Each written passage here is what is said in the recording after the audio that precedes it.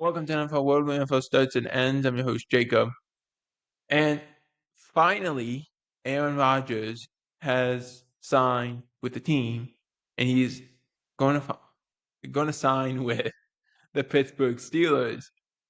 And what happened was this all came late afternoon yesterday. We didn't have time to do a video. We're doing it today. Aaron Rodgers informed the Steelers that he would sign with them and join them at mandatory minicamp. Now, a lot has happened since Aaron Rodgers last played in an NFL game. The last time he played was January. Remember they played that game against the Dolphins in New York, last game of the year. They won. Yeah. And then nothing happened for like a month. Then he gets cut in March. We don't hear Aaron Rodgers from Aaron Rodgers for like 2 weeks. Then he shows up on the Pat McAfee show saying he's going to take some time away. Which, what were you doing beforehand? I don't know. Honestly, I don't want to know. Because you tell us everything, and I feel like I'm just waiting here for no reason. So Aaron goes, and that's March. We're heading into April. Says he's not going to make his choice prior to the draft.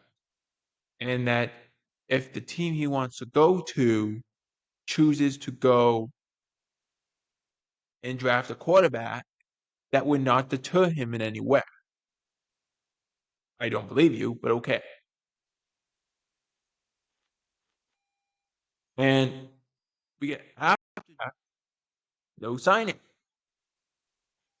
We get into May, no signing. And then it comes across my timeline saying Aaron Rodgers is going to sign with the Pittsburgh Steelers. And this comes out June 5th. This was 3 months, nearly 3 months after the guy got cut. 3 months. What were we waiting for? Is my question. What were we waiting for? 3 months. For what? For him to say that, well, we all knew he was going. We knew there was 2 places. The Vikings were not in this at all. We said that here. We said, of course he wants the Vikings. That's the best place he could go because they have a number 1 wide receiver. They got a number 2 wide receiver. They have a good run game. He would be paired back with Aaron Jones, his former buddy. And you have a really good defense. Of course he would want to go there. Of course, anyone would. But we knew it wasn't going to happen. If it had been last year, okay. But it wasn't last year. It's this year. No one was like, oh, yeah, Aaron Rodgers is coming here in Minnesota. No, he's not. No, he's not going to Minnesota. There was 2 places he could go. We said this. Pittsburgh, New Orleans. And New Orleans only happened in the last time. That's the only reason it happened. New Orleans and Pittsburgh. And he said he wasn't going to go to New Orleans. He said that. He was not going to New Orleans. So that basically said, okay, Pittsburgh, that's it. Pittsburgh over time. Because no one else is going to give me a chance. And then there was like that weird, like, flirty period in late April or early April when they were Rodgers and the Steelers were talking. And it was kind of like courting your girlfriend for the first time. Just awkward for no reason. And you finally say, okay, yeah, we'll pick this up again in a couple months. And they did. And now finally he goes to Pittsburgh. And there's something I wanted to explain first. Let's start from the Pittsburgh side. This does not clear you from anything because you traded away George Pickens. You traded for DK Metcalf. So you're going to have Metcalf and Pickens. Then you trade away Pickens. Who is he supposed to throw the ball to outside of Metcalf? I don't know. I mean, Calvin Austin's not a number two. That's just not happening. So then I'm like, okay, they'll have to get Allen Lazard. That's Aaron's guy, and that's who he'll want to play with. So they'll have to get Allen Lazard. And that's not going to end up very well. It's just not. Because as good as Metcalf is, he plays more like a possession receiver. He's not. He's a big guy, but he doesn't play to his size. Sometimes he doesn't play like a big guy. And so then you're left with Allen Lazard, who has shown when he hasn't played with Aaron Rodgers, he's not that great. When he's played with Aaron Rodgers, he's pretty good. That's all.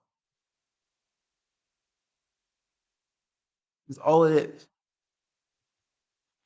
And I guess the only good thing of that pairing is the Arthur Smith offense is so bad anyway that the Aaron Rodgers so bad offense that is also really bad. Maybe both bad could make decent good, pretty good. I don't know. Also, like the thing I didn't understand about the George Pickens one was you traded away George Pickens because you thought he was a locker room issue to then sign Aaron Rodgers, who Jets people have said was a locker room issue. I don't get that either, but whatever. It is what it is, I guess.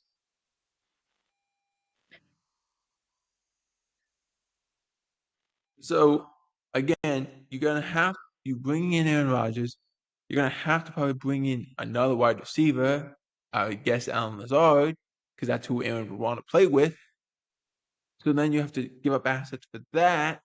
Probably the asset you got not in next year's class, but the class after you got from Dallas, because that's the only thing you can do. That's what you're gonna have to do. And when the thing that makes it worse, I think, for Pittsburgh is, like I said in the beginning of the video, this does not solve your problems for the future. This solves your problem maybe for 2025, but not 2026 or beyond that. So you got that issue. And then there was talk also of the Steelers this week picking back up trade talks with John Smith. It's like, what are you guys doing? It doesn't make any sense. It just doesn't. And I keep looking at this debauchery of information from the Pittsburgh Steelers, and I keep saying to myself, what are they doing? What are they doing? I don't know. I guess this was all inevitable, but at the same time, I couldn't understand it. Because Arthur Smith and Johnny Smith, they've been close since Tennessee. Johnu got traded to Atlanta, Arthur Smith last year in Atlanta. So they're close. So that, I guess, makes sense. Lazard and Rodgers are close. That makes sense. They played good. They played together in Green Bay. They played together in New York briefly, but they did play together. I get it. But at the same time, that does not make a great team. And I know you say, well, Mike Tomlin can fix anything. Mike Tomlin has never had a losing record. I guarantee you Pittsburgh would much rather have one losing season under Coach Tomlin if it meant get him a top 10 pick in the draft so they can draft a quarterback. Because, be honest, Mason Rudolph, let's be honest. And they did draft Will Howard, who does fit the Arthur Smith system pretty well. But you don't want him to get into bad habits either. So you have to talk about it from that perspective. I want to bring up the final point I have here, which is the mini camp, the mandatory mini camp. So when you have an NFL contract, there is OTAs, which are voluntary workouts. You don't have to be there. We're seeing a lot of players, a lot of big name players also not show up for these things, then show up for minicamp a week later. Why do they do this? It's because you don't get fined for OTAs. You get fined for mandatory minicamp. So if Aaron Rodgers decided he didn't want to go, but he still intended to play, he would get fined a certain percentage because he wasn't on a team at that point. So it would be a percentage. But if you have a contract and you say, no, I'm not going to show up, I'm at risk of losing X amount of dollars. Anyways, between $500,000 to $2 million for a mandatory minicamp. That's a lot. And you say, well, how does that happen? In an NFL contract, they have what are called escalators. Escalators, as in, this is how much money you can make if you're here, this is how much money you will lose if you're not, for mandatory stuff. This is the reason that holdouts are not beneficial for your pocketbook or your paycheck, I should say. No one has a pocketbook anymore. It's an old reference. But you have a guy like Aaron Rodgers, it's probably closer to 250,000 or something like that. But you got guys who are getting, who if they don't show up, $500,000, $1 million, $2 million, depending on the size of their contract. It also just helps when you go to mandatory minicamp. You get to be around your guys, get to build chemistry there, learn the playbook, all of it. So that's the reason mandatory minicamp is important, to go there and do all that. It's important so you don't get a massive loss in your checkbook either, or your paycheck, I should say. No one has a checkbook either. This is 2025. We don't have this. But my point is, Aaron Rodgers showing up for mandatory minicamp makes sense. Do I wish he would have signed earlier? Yes. Yes. Because I wish we didn't have to talk about it. We did a video on this last week about when will Aaron Rodgers sign? When will he sign?